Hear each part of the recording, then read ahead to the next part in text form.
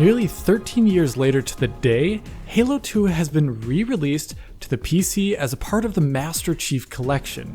Now, the MCC on PC has seen its fair share of controversy with Reach and Combat Evolved, so how does this version of Halo 2 fare?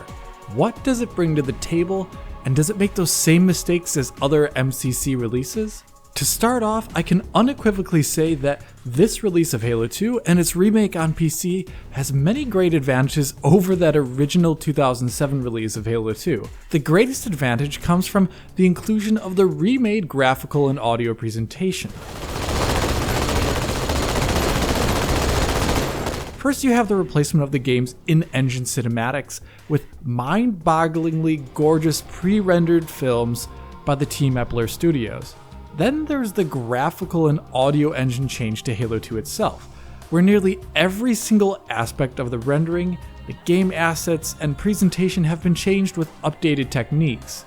Just like in Halo Combat Evolved in the MCC, you can switch between the modern graphical presentation and the old more or less instantaneously with the single press on the keyboard, which is the tab key by default on PC. As part of Halo 2 Anniversary, the remastered audio presentation and musical presentation are switched as well when you tap that key.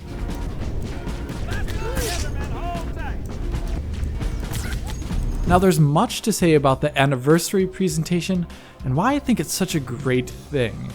As I view it, Halo 2 is a game with a slightly awkward audio and visual presentation. Halo Combat Evolved had a breakneck development leading to its release, but Halo 2's late-gen release in 2004 also had a troubling impact on the game's eventual presentation. Halo 2 was going for more complex character models, a greater usage of bump mapping, a usage of real-time physics, and even more complex level design. With the then older original Xbox, much had to give in order to achieve these goals. Textures are often extremely low resolution, and beyond the first-person ARM models or third-person model of the Master Chief, the characters and environmental modeling work is rather, low poly.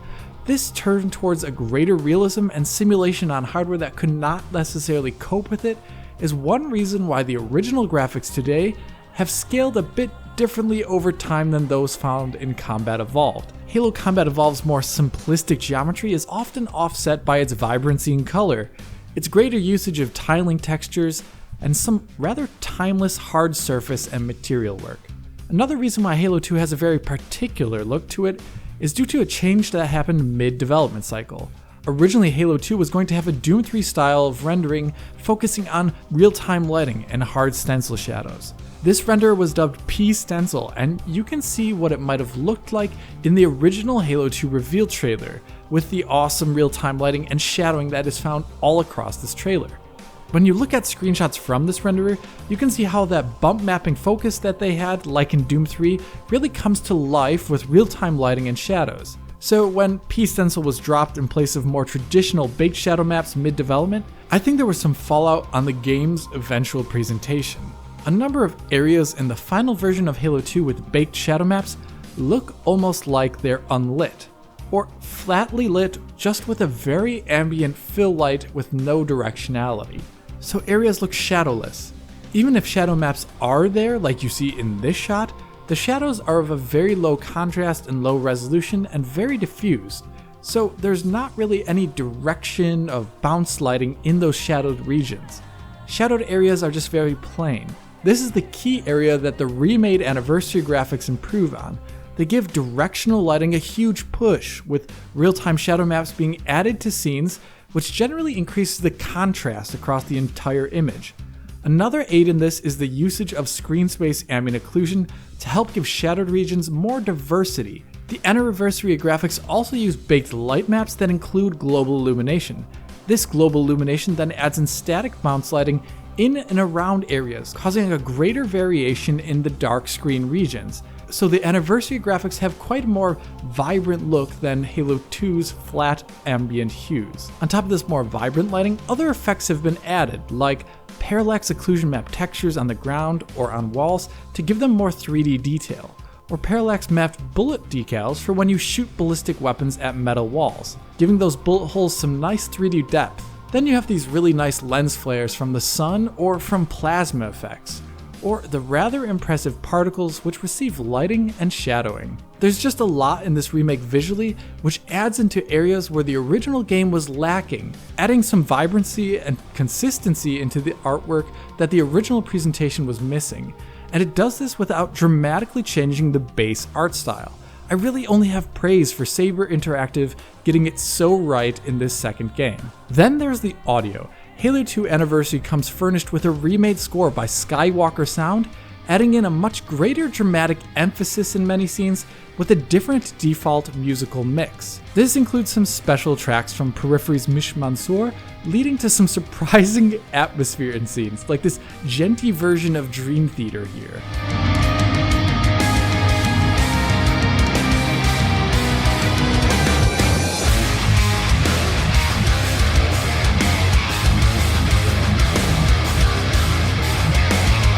The even greater difference in Anniversary comes through the game's main game audio, so environmental sounds and weapon audio. To this day, I will never really understand some of the changes in Halo's audio design over time. Halo 1's gun sounds were rather throaty and loud,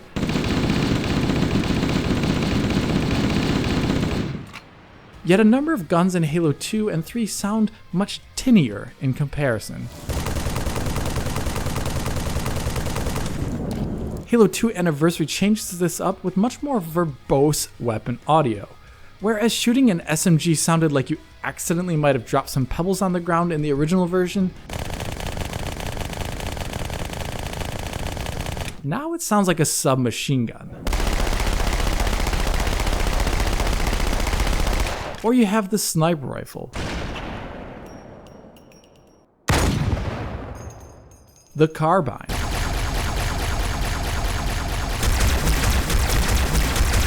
or just the simple action of tossing a grenade.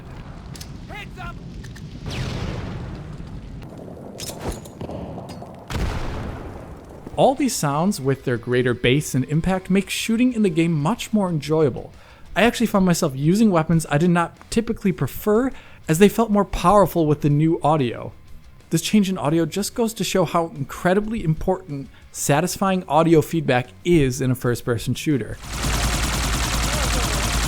On top of these new combat sounds, the game has a wider scope of environmental audio as well, adding a greater and more diverse ambience into many levels.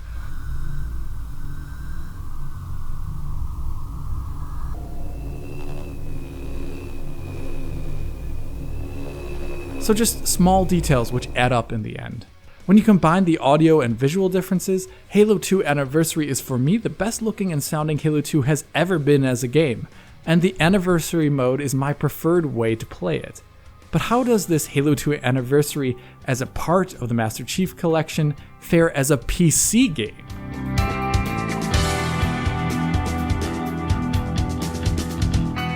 Looking back over the last MCC releases, there are some key features to check to see if they're working properly here.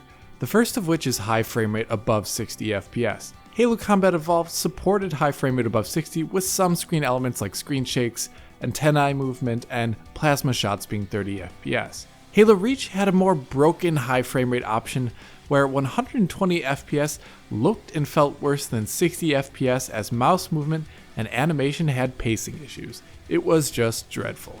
Halo 2 Anniversary then is arguably the best high frame rate mode put in the Master Chief Collection to date. Having tried out the game at 120 FPS, you can see when slowing down the footage that third-person character animation, world physics, and screen movement look to be a proper unique 120 frames per second. The game plays really well at this frame rate, though there are two caveats to this. The first would be that Covenant plasma projectiles update at 60 FPS, so every other frame.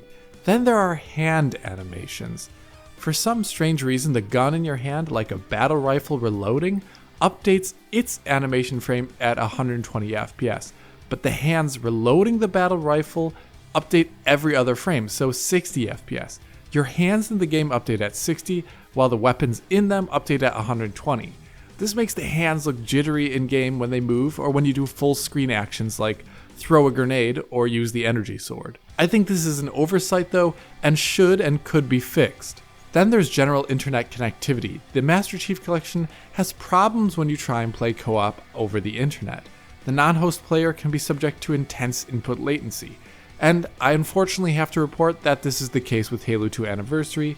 It happened more intermittently in my play session, but was most definitely there. Split screen on PC? Yeah, it's still not there as well, and I don't think we should be holding our breath anymore to be waiting for it. Then we have general performance. Now, Halo 2 Anniversary's big draw is the Anniversary Mode graphics as I see it, and since it's an Xbox One game with modern rendering techniques, it's expectantly heavier to run than every other game released to this point in the collection, but as you'll soon see, not by much.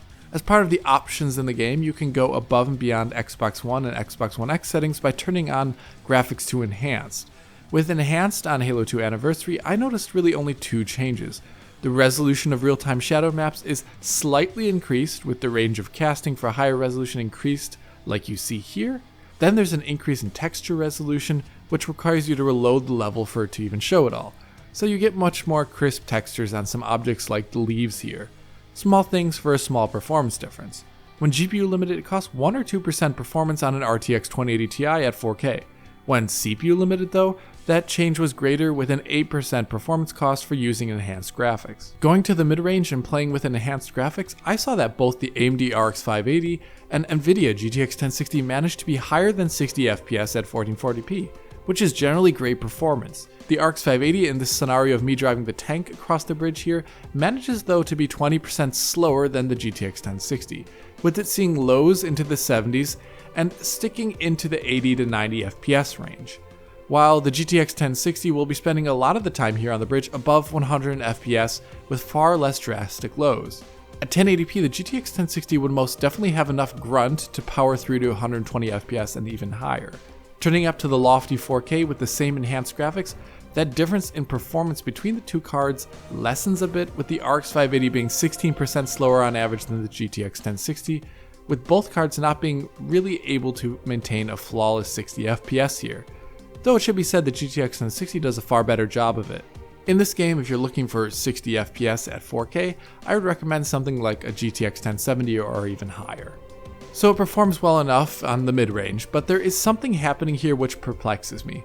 While playing cooperatively with a friend on the Ryzen 3900X RTX 2080 Ti PC, I noticed some odd hitching that was occurring when I got to the Delta Halo level. I had noticed 1 or 2 off hitches before, but here on Delta Halo the game was constantly stuttering for prolonged periods of time. My co-op partner had the exact same thing happening in their game as well. I thought it might be network issues, so I checked it in single player on the Core i5 machine I have, and it managed to happen there to the exact same degree. Multiple and continuous huge stutters in excess of 100 milliseconds, in excess of 200 milliseconds, and even more than 400 milliseconds. The game genuinely felt pretty poor to play in such sequences, and hardware differences did not seem to matter with a Ryzen, mid-range i5, NVMe, or SATA SSD not causing any difference. So perhaps it's a PC problem? I go over to Xbox One X and I'm confronted by something altogether different. Here on the Delta Halo level, the FPS is constantly throttling back and forth between 60 and 30 FPS, with it generally feeling extremely inconsistent to play. Every single time the camera looks towards the direction of the map where you further progress and the wraiths spawn, the FPS just nosedives. I honestly did not remember this happening the first time I played the game on Xbox One X before enhanced patches and all that. So I went over to some other levels, and on the Uprising level I found similar drops in performance that were sustained below 60 FPS. So PC has a hitching problem on a level like Delta Halo, while Xbox One X has massive sustained drops below 60 FPS. Both are not great, and I cannot readily explain both of them, so I hope 343 can come in here, performance profile the game on both systems, and find out what's happening. This may indeed be a fix for any other problems that could be happening in the game elsewhere. In the end, I find Halo 2 Anniversary as a part of the Master Chief Collection on PC the best ported single-player campaign so far, with the least amount of problems. The remade graphics look excellent at 4K 60, and it runs well on mid-range hardware.